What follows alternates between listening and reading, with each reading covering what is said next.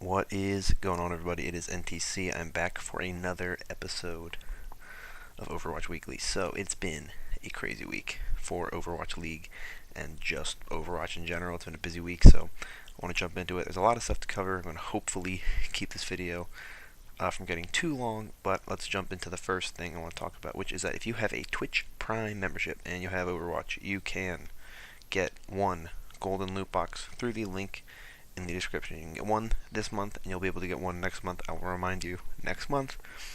But for the entirety of the month of September, you can get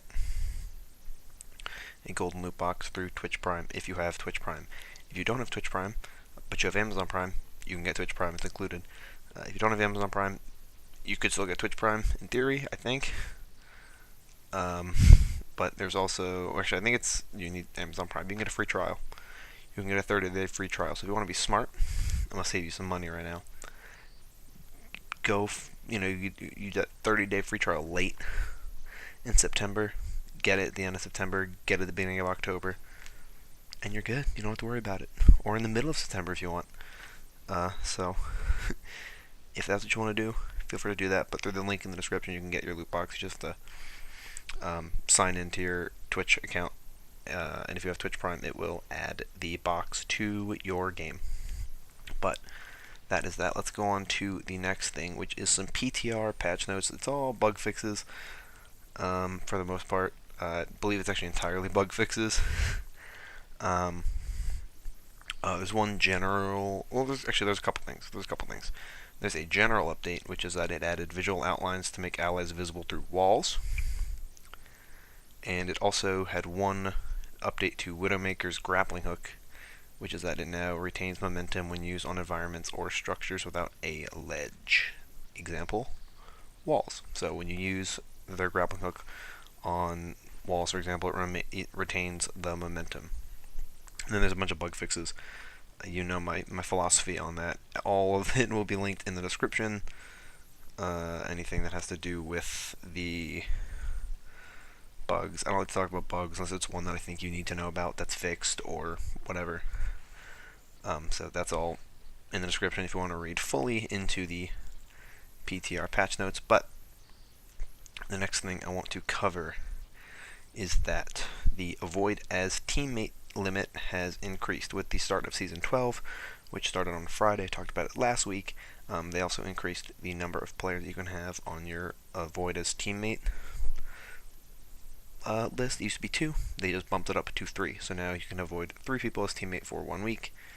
And they said that they don't think it'll affect your queue times too much. They think things will be fine as a whole. So if you want to avoid as a teammate 3 different people, that you can. But let's get into the real meat of this video. Sorry if you can hear that. That would be my cup of water.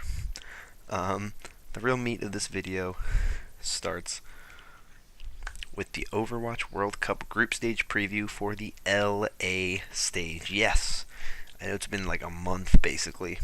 Not that long. It's been like 3 weeks since. 3 weeks, 2 weeks. 2 weeks, 3 weeks? Oh no, it's been several weeks since the ancient group stage where South Korea and Finland walked away, moving on into the top 8. South Korea winning the stage, Finland being second on the stage. Now we set our sights to Los Angeles, where 6 more teams will fight for 2 spots in the top 8 in LA in November at BlizzCon. So what 6 countries are there? Well, it's in LA, which means the US will be involved. They're the host team. The US team consists of Space of the LA Valiant, Raucus of the Houston Outlaws, Sinatra of the San Francisco Shock, Muma of the Houston Outlaws, Zachary of Fusion University, Moth of San Francisco Shock, and Hydration of the LA Gladiators as the sub. So that's the first team.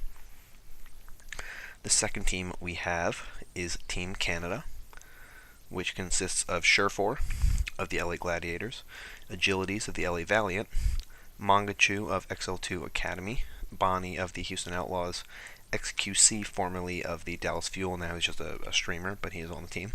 Crimzo of Team Envy, and Note of the Boston Uprising as the sub. Next, we have Team Brazil. We have Dudu of Brazil Gaming House, Honorado of Brazil Gaming House, Lyco of Brazil Gaming House, Neil of Brazil Gaming House, Elmao of Brazil Gaming House, Ole of Black Dragons Esports, and Wetter of Black Dragons Esports as the substitute. Next, we have Austria with Watt7, Sensitix, STVN, McDragonlol of We Have Org, the only person on Team Austria on an actual team, Eclipse, Minimi, and Hero Ray. Everyone other than McDragonlol is just a ladder player, I would assume. Yeah, this is an interesting team. If you want to read, each team has a little blurb about them if you want to read about it. There's a little blurb on the link in the description. I'm not going to go fully in depth on that. Each team is its own thing. So it's there if you want to read it in the description. Next, we have Team Switzerland, which none of the players are on any kind of team. We have Helv, Kiba, Lux, Shinoda, Remix, Scorpion, and Mimi7. Mimi7 being the sub. I didn't mention with Team Austria that Hero Ray is the sub. But with Team Switzerland, it's Mimi7 as the sub. Then we have Team Norway. We have Tricky. Then we have Decode, or Decode, but there's no E, so I don't know how it's pronounced. He is on Last Night's Leftovers. Track from Young and Beautiful. IPN from Angry Titans. Onigod from Angry Titans. Ico, and Frost, the substitute from 1 Point. So that is the 6 teams. The talent team is very familiar if you are an Overwatch League fan. We have Malik, we have Chris Puckett, we have Monte Cristo, we have Doa, we have Mr. X, we have Uber, we have Hexagrams, we have Similar, we have the main Overwatch League casting team, all of the 6 casters, as well as Chris Puckett and Malik Forte as some of the analysts. So no Jake, none of the group from Korea. I believe it's entirely different. I know Golden Boy was in South Korea. I know Jake did some stuff in South Korea. So we got a full roster of pros here. But that is the different teams. Like I said, there's a blurb on each of these teams if you're interested in seeing them. I'll go out on a limb with my predictions. I'm feeling like USA and Canada are going to move on.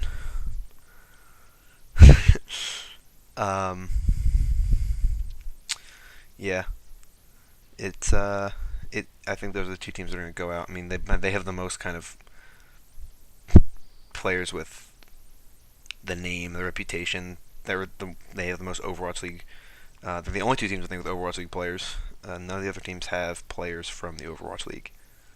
There's teams with contenders players, but they're the only one that have Overwatch League players, which is a big deal. There's a reason why. I mean, you look at Team USA, they have 1 contenders player. You look at Canada, they have 2 plus a former Overwatch League player. So, I mean, those are the 2 teams I think that are the best. It'll come down to which of those 2 teams is number 1 in the group, I think. But those are the 2 teams that I would expect to come out of the group. But let's move on now to the next story, which is something a little bit interesting, which is that there are reports. This comes out of ESPN. Sources saying that Overwatch League is going to add 2 more teams, and that is a team in Washington, D.C. and Hangzhou, China. This will take the league total to 20 teams if they get the... let me take this back a step. This expands them to 18, which is what people believe the previous goal was. It now looks like the goal is 20, so there's 2 more slots that look like they're up for sale. The sales with DC and Hangzhou will bring the total to 18 after the league sold slots in Atlanta, Toronto, Paris, and Guangzhou. Guangzhou being in China. Keep in mind, Atlanta and Guangzhou were the only 2 that the Overwatch League officially announced happened. And the league anticipates they're going to sell 2 more slots before it closes its expansion process. The Washington, D.C. slot will be funded by a new group led by Mark Ein, his Capital Investment Corporation, and other affiliated venture capital groups and investors. Ein is the owner of the Washington Castles of World Team Tennis and is a successful investor in real estate and technology. He's also a minority owner of Axiomatic, which is the esports-focused parent company of Team Liquid, and Disney, which is the parent company of ESPN, is also an investor in Axiomatic. So, basically, Team Liquid, this is their team, I guess, kind of, in a way. And then Hangzhou will be funded by Chinese video sharing website Bilibili. And as of Tuesday, Bilibili stock was sold at $12.50 per share, $12.50 per share on the Nasdaq stock market, with a total market cap of $3.58 billion. This is a really big deal if these two teams are a thing, and if 20 teams what they're going for, that's a huge expansion. That's 8 when people thought they were going to have 6 new teams. So that's something interesting. If you can hear stuff going on outside, I'm sorry. I apologize. This is a great read if you want to read it, but it goes into some stuff that I want to talk about, which is that the expansion teams can start signing players very soon. They can actually start on the 9th, which is Sunday. They can start signing players. And it will last until October 7th. So in that period of September 9th through October 7th, only the expansion teams will be able to sign players. Now, the contracts for players already on rosters go until the 9th. So basically, if you don't re-up a deal before then, you could lose a player, right? So most of the deals are going to be done before Sunday if they haven't already been done. So we can move on now, though, to the crazy off-season that we've had so far this past week or two. It's really been like 2 weeks of just movement, players being cut, and coaches signing and being cut. So we're going to go down team by team, alphabetical order as of September 4th, where every team is in terms of free agency signing, and we'll try to keep this as short as possible, but it could be a little hard. So with Boston Uprising, we had them release Kalios, who is a flex tank player, Avast, who is a support player, and Snow, who is a support player, as well as DPS player Mistakes. So they released 4 players. Mistakes will get signed somewhere. The other 3, it's whatever, but I'm going to try not to do this with every team. Just I want to try to run it down. But keep in mind that some players, you might be like, that's a really good player. Some players may have been released because the player themselves wanted to be released, and it's not that the team was like, you're not good enough. Some of the players may have been released because they were a player that was very good and that wasn't playing enough and that they were paying a lot of money for, which we'll get to one of those, like Shadowburn. Shadowburn's a very good player, but when you're the 3rd best DPS behind Carpe and EQO, you could be better than DPS players on other teams, but you're not going to play because you're behind EQO and Carpe, right? So players like that, maybe it's just like, we're paying you a lot of money and you're a really good player, but you're not worth the money we're putting into you because you're not as good as the 2 of the best DPS players in the world. But that's why Boston Uprising got rid of Mistakes. Though I believe Mistakes wanted to leave. I don't think Mistakes was released. I think he just wanted to go and try to be on a different team.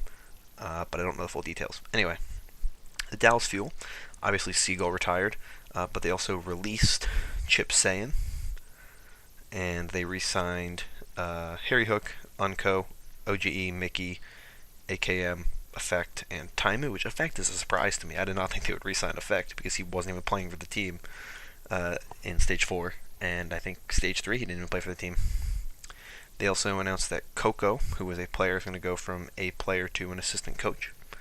So they're kind of keeping things within their organization.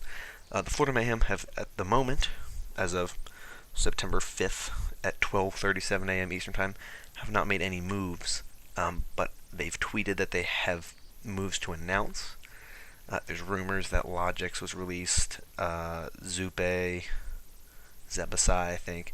But at the moment, there's nothing. There's a link in the description to an Overwatch League player tracker, like off-season page, and it gets updated every day, or whenever stuff changes, whenever players get released and signed and whatnot. So that is in the description. So if you want to check to make sure that your team has done things, if you're curious to see if Florida released people or whatever, you can check in the description for that, because they will make moves. I can guarantee you that. Houston Outlaws, they released Fact Fiction. They also had Clockwork move into a non-player role, and Mendokusai shifts to a content creator role. So none of those players will be playing for Houston Outlaws anymore, but they have those players now doing other things within the organization. London Spitfire brought in Coach 815 as head coach. They also let go of some coaches as well. I'll link it also to a Reddit thread. It's also very in depth and also very good. But the Overwatch League one's just a little bit easier to understand team wise. But that one is just more like players. So both of them, whichever one you want to look at. The Reddit thread goes more into detail about a lot of the coaching changes. The LA Gladiators released iRemix, who is a tank player, Asher, and Silkthread. They don't say the roles for all of those, but Silkthread was, I think, DPS or Flex DPS, and then Asher... I don't actually know what role Asher was. I'm a bad Overwatch League fan, I don't know what role Asher was. But they were released from the LA Gladiators. LA Valiant have not made any moves, but like I said, if you want to check and follow up and see if they make any moves, they will be there. I'm sorry if you keep hearing noises, stuff's going on around me. The New York Excelsior. Wizard Young, who was one of their analyst coaches, has left the team. And they also released Janice, who is a tank player. A main tank player. The Philadelphia Fusion released Shadowburn, as I mentioned, Joe Meister, and Dayfly. The San Francisco Shock released Nomi, Dak, and IDDQD. The Seoul Dynasty got Fissure from the LA Gladiators. I talked about this in the past, but they now have Fissure from the LA Gladiators.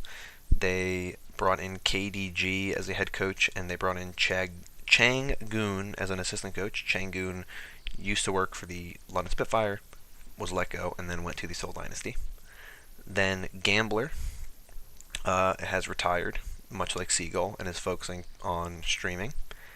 And then they also released Miro, Guido, and Wikid. Miro is a tank, Guido is a flex player, and Wikid is a DPS player. Then we get to the big boy, the Shanghai Dragons. They let go of Kong and Night 8, who are their coaches. And they also basically looked at their team and went, we're taking 8 of our 11 players and saying goodbye. So, altering Free Feel, Five King, Sky, Roshan, Jushu, Otto, and Daemin are gone. They will no longer be members of the Shanghai Dragons. That leaves 3 players, Fearless, Dia, and of course, Geggery. So, the Shanghai Dragons have a lot of signing to do and a lot of places to develop. Very interesting move, especially with Otto. Otto is a very good player. I don't know why they got rid of Otto. Otto impressed me week in and week out, so I'm kind of surprised they got rid of Otto. He was one of the most solid players. I remember seeing something about Roshan, that they were saying that he was a good player, but he just wasn't doing well with communicating in different languages, and clearly Shanghai is showing that they have a desire to be a more Korean-based team, which makes sense because South Koreans do very well. But of course you have Dia, who Dia is Chinese. He is the only Chinese player left on the team, which is, well, kind of funny, because the team started out as only Chinese players, and then they brought on a bunch of Korean players, and now now it's just a couple. Actually, I don't know if it was just Korean players? It was, because they had it Sky, Gregory, Fearless, and Otto, and then they brought in Daemin, and then the only Korean players they had were Daemin, Otto, Fearless, Gregory. Yeah. So that's what's going on with the free agency. Like I said, 2 links in the description if you want to follow some of the things that are going on. Coaching changes. There's a lot of things. There's rumors about Atlanta, the Atlanta team signing some coaches and whatnot, but like I said, they're rumors, and I don't really know how true these rumors are, but a lot of free agency stuff. I'm going to try to not cover free agency stuff going forward. I might try to do different Overwatch League content, focus more on that as its own kind of separate thing, just because there's so much of it going on right now. I don't want to keep making 20-minute videos talking about free agency moves and everything like that. So I'm going to end this video here. If you enjoyed, consider liking and subscribing for more similar content. It helps out the channel, lets me know you're interested. I probably should have mentioned this at the beginning of the video too. I got a new Twitter account. It's in the description. The old one will still be linked in the description as well, but I'm going to link the new one as well. If you want to follow me there, feel free to do so. I've been using it. I haven't really been publicizing that I've used it yet anywhere else, so if you want to follow me, it's there. It's in the description. Please follow me on Twitter if you want updates or you just want to see what I'm doing with my life, or you want to hear me talk about stupid stuff. I do that on Twitter all the time. I love Twitter. But that's it. That's everything I want to say. I'll talk about it again next week, the Twitter, if I remember first thing in the video. I'll make sure to write that on the sheet next time. But thank you for watching. I will see you all in the next video. Enjoy the Overwatch World Cup. Enjoy the Apex North American Finals. All that's happening this weekend. Enjoy it. And thank you so much for watching. See ya.